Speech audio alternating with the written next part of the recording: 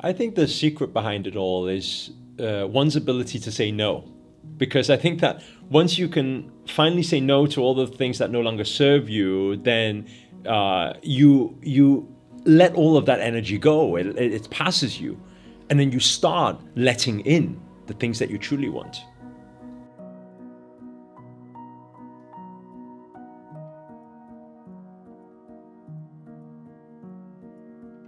As humans, we're very interesting because we often, because we care about other people, right? And we care about other people's feelings. Therefore, I feel that the more soft-hearted and the more loving people you are, the tougher it is to say no. And we end up finding ourselves dedicating our energy and our time into so many things that is not really for us.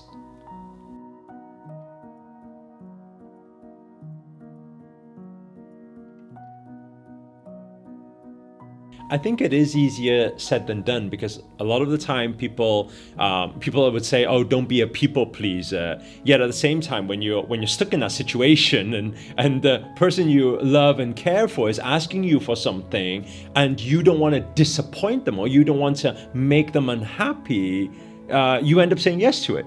But what if I was to say that you saying yes is not actually helping them?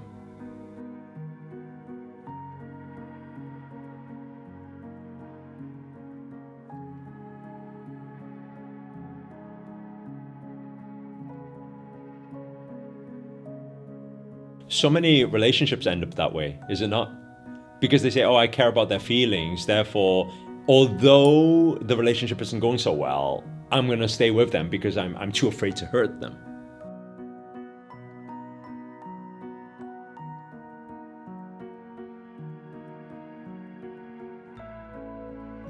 I think the one thing that changed my whole perspective of all of this, it was like one of the biggest awakening for me back then was when Yogi Master had said to me at that point about my ability to hurt people and that I didn't have an ability to hurt people. And this is what everybody should understand.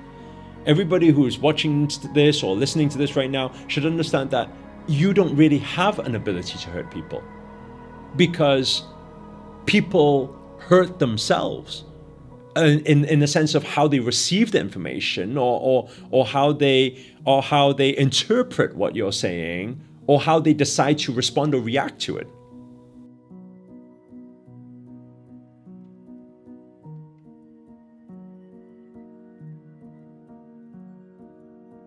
Most people will never get this point, but I think that an easy way to put it is like this, right? You can have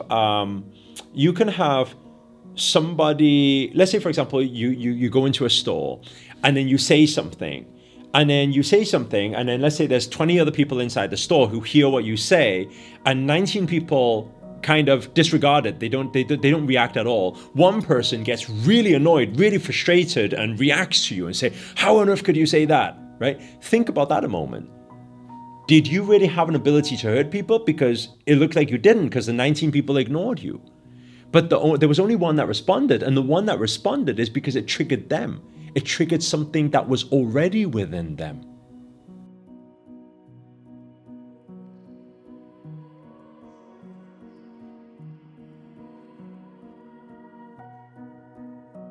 I feel the best way to live life is to live the best of ourselves.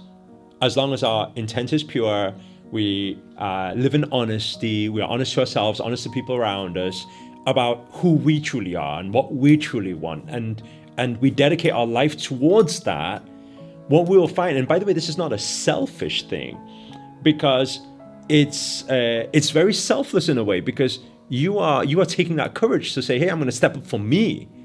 When was the last time you said, "I'm doing this for me"? Because once you do, guess what? The universe will respond to that and say, "You're ready." But the big problem is everybody's doing things for other people just because they don't want other people to judge them, because there's an internal fear that's going on.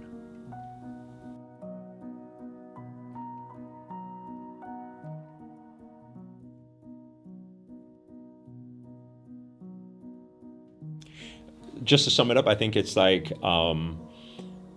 know that if other people were to judge you, that's their problem, right? That's their reaction. If other people have an opinion, that's their reaction. I mean, if you are doing something bad, obviously then you have your responsibility. But if you're doing something good with good intent, with all love and compassion, then and people still are reacting towards it, then surely that's for them to handle. That's some inner work they need to figure out and correct. And maybe sometimes that's the only way for them to learn. Not by you trying to protect them and keeping them in a bubble, but maybe allowing them to trigger. Allowing the problems to come up and arise, then they can see the problems, and maybe they will, like everybody else, through the trials and tribulations and the challenges, maybe they'll start seeing that they really need to change themselves from within.